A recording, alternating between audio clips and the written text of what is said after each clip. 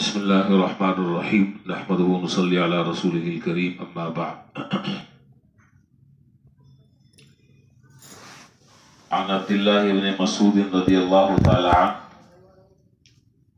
قال استجع رسول اللہ صلی اللہ علیہ وسلم على حصیر فأثر في جنبی فلما استيقظ جعلته أمسح جنبه فقلت يا رسول الله ألا آذنتنا حتى نبسط لك على الحصير شيئا إلى آخر الحديث۔ حضرت عبداللہ بن مسعود رضی اللہ تعالیٰ عنہ سے یہ روایت مروی ہے۔ وہ بیان کرتے ہیں کہ ایک موقع پر حضور اکرم صلی اللہ علیہ وسلم کھجور کی بنی ہوئی چٹائی پر آرام فرما رہے تھے۔ کھجور کی بنی ہوئی، کھجور کے پتوں سے بنی ہوئی چٹائی پر آپ آرام فرما رہے تھے، تو آپ کے پہلو ادھر پر اس چٹائی کے نشانات پڑ گئے۔ ظاہر ہے کہ اگر کوئی کپڑا وغیرہ نہ بچھایا جائے تو اس سے نشان جسم پر پڑ جاتا ہے۔ جب حضور صلی اللہ علیہ وسلم نیند سے بیدار ہوئے تو میں نے آپ کے پہلو سے چٹائی کے نشانات کو صاف کیا، اور ساتھ میں نے یہ بھی عرض کیا کہ اللہ کے رسول اگر آپ اجازت دیں تو ہم اس چٹائی پر کوئی کپڑا یا کوئی گدا، کوئی چادر، کوئی بستر وغیرہ بچھا دیا کریں تاکہ آپ آرام کرتے وقت چٹائی کے نشانات آپ کے جسم اثر پر نہ پڑیں۔ اس موقع پر آپ صلی اللہ علیہ وسلم نے ارشاد فرمایا کہ مالی وللدنیا ما انا والدنیا، فرمایا کہ مجھے اس دنیا کے آرام اور راحت سے کیا غرض ہے، مجھے اس دنیا کے آرام اور راحت سے کیا غرض ہے۔ انما مثلی ومثل الدنیا کراکب ظل تحت شجرۃ ثم راح وترکها، فرمایا کہ دیکھو میری اور دنیا کی مثال تو اس سوار کی طرح ہے جو تھوڑی دیر کے لیے کسی درخت کے سائے میں آرام کرتا ہے اور پھر آگے سفر شروع کر دیتا ہے۔ مطلب یہ کہ مجھے آرام طلبی سے میرا کیا تعلق ہے، وقت تو گزر جائے گا، زندگی گزر جائے گی، آرام کرے تب بھی گزر جائے گی، نہ کرے تب بھی گزر جائے گی۔ زندگی کا پہیا کسی وقت رکتا نہیں ہے، وہ مسلسل چل رہا ہے، مجھے آرام سے کیا مطلب ہے۔ اور اسی سے متعلق ایک دوسری حدیث کی کتابوں میں حضرت حفصہ رضی اللہ تعالیٰ عنہ کی روایت آتی ہے کہ کسی پوچھنے والے نے آپ سے پوچھا کہ جب حضور صلی اللہ علیہ وسلم آپ کے گھر ہوتے تو آپ ان کے آرام کے لیے کیا چیز بچھایا کرتی تھی؟ آپ نے فرمایا کہ ہمارے پاس ایک ٹاٹ ہوتا تھا تو ہم حضور صلی اللہ علیہ وسلم کے آرام کے لیے بچھا دیتے تھے۔ کہتے ہیں کہ ایک روز میں نے یہ سوچ کر اس ٹاٹ کو ڈبل کر دیا تاکہ حضور آرام سے اپنی نیند پوری کر لیں۔ تو جب حضور صلی اللہ علیہ وسلم نے اس ٹاٹ پر آرام کیا اور سوئے اور رات آپ کی نماز میں خلل ہوا تو صبح آپ نے مجھ سے پوچھا کہ حفصہ رات میرے لیے کیا چیز تم نے بچھائی تھی؟ میں نے عرض کیا کہ اللہ کا رسول وہی ٹاٹ تھا جو آپ تو پر بچھاتے تھے، البتہ اس کو میں نے ڈبل کر دیا تھا۔ آپ نے فرمایا کہ اس کو اسی حالت میں رہنے دو، اس لیے کہ اس کے بدلنے سے رات کو میری نماز میں خلل واقع ہو گیا۔ یہ بات تو میں بھی بہت آسانی سے کہہ رہا ہوں اور آپ بھی بڑے توجہ سے سن رہے ہیں، لیکن بہت کچھ سبق ہے اس میں، میرے لیے بھی اور آپ کے لیے بھی۔ یعنی وہ چادر ہی کہیں گے، گدا تو تھا ہی نہیں، اس چادر کو ڈبل کرنا بھی گوارا نہیں کیا کہ اس کے آرام سے کہیں نماز میں خلل نہ ہو جائے، ایسا نہ ہو کہ نیند سے آدمی بیدار نہ ہو۔ اور اس رات یہی ہوا کہ آپ رات کو تہجد میں نہ اٹھ سکے۔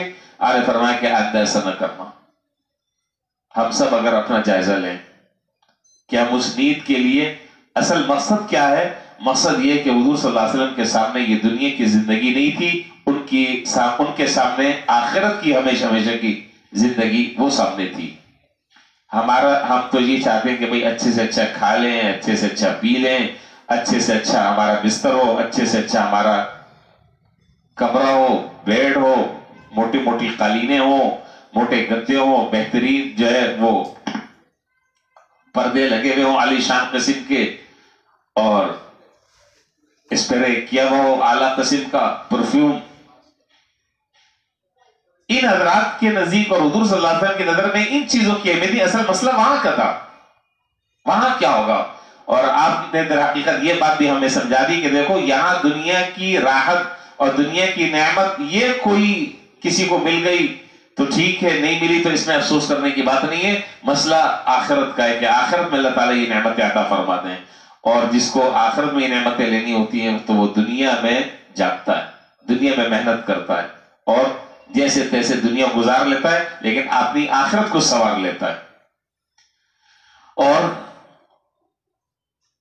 عجیب باتیں, میں تو یہ باتیں کر کر سچ بات یہ کہ مجھے خود بھی شرم آ رہی ہے کہ کس منہ سے میں یہ باتیں آپ کے سامنے میں ذکر کروں. ہمارا منہ نہیں ہے اس قابل کہ ہم یہ باتیں کریں, لیکن بہرحال حدیثیں ہیں, اس کو ہم چھوڑ بھی نہیں سکتے.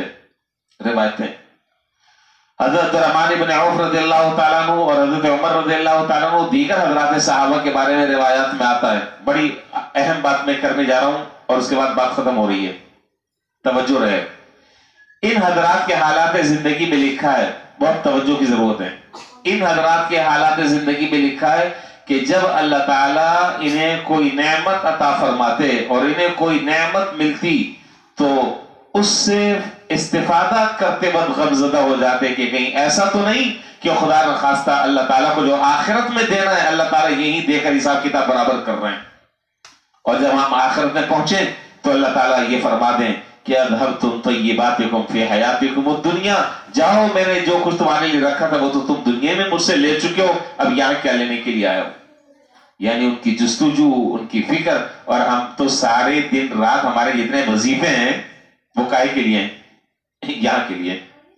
وہاں کا تو سوچے ہی نہیں ہے. سارے وظیفے, سارا تہجد, اشراق, جی راتوں کو اٹھنا, تسبیح ہلانا, دعائیں پڑھنا, سب کا یہ محور اور مرکز اور اصل مقصد جو ہے وہ یہ دنیا میری اچھی ہو جائے. اور یہاں کیا بتایا جا رہا ہے, یہاں یہ بتایا جا رہا ہے کہ یہ بیچارے ڈرتے تھے کہ ایسا نہ ہو کہ اللہ تعالیٰ کو جو آخرت میں دینا ہے اللہ تعالیٰ کہہ دیں کہ بھائی دنیا میں تو ہم نے دے دیا تھا, سب برابر سرابر کر دیا تھا, اب یہاں کیا لینے کے لیے آیا ہو. اللہ تعالیٰ مجھے بھی اس کی فکر نصیب فرمائے اور آپ کو بھی اس کی فکر نصیب فرمائے. بہت ہی سنجیدگی کے ساتھ اس مسئلے کو ہمیں سوچنا چاہیے, بہت سنجیدگی کے ساتھ. اللہ تعالیٰ اگر کسی کو دنیا وافر مقدار میں عطا فرمائے کوئی بری بات نہیں ہے, بہت اچھی بات ہے, اللہ کی نعمت ہے, لیکن اس کے ساتھ ساتھ اس بات کا خیال رکھنا چاہیے کہ مجھ سے اللہ کے اور اللہ کے بندوں کے حقوق ادا ہو رہے ہیں, یہ اس کے نتیجے میں خدا نخواستہ دنیا کی مستیوں میں میں مست ہوا ہوں, اللہ کے حقوق بھی ضائع ہو رہے ہیں, بندوں کے حقوق بھی ضائع ہو رہے ہیں. اگر ضائع ہو رہے ہیں تو پھر یہ بات بڑی خطرناک ہے. لیکن دنیا کی نعمتوں کے ساتھ ساتھ اگر آدمی اللہ کا حق بھی ادا کر رہا ہے, اللہ کے بندوں کا بھی حق ادا کر رہا ہے, اپنی بیوی بچوں کا بھی حق ادا کر رہا ہے, فرائض بھی ادا کر رہا ہے, تو پھر انشاءاللہ یہ پھر کیا ہے, یہ پھر وہ ہے کہ جس کو قرآن کریم نے دعا میں ذکر کیا ہے کہ ربنا آتنا فی الدنیا حسنہ وفی الآخرۃ حسنہ, اے اللہ دنیا بھی اچھی فرما دے, آخرت بھی اچھی فرما دے. اللہ ہم سب کو اس کی فکر کی توفیق عطا فرمائے. وآخر دعوانا الحمدللہ رب العالمین.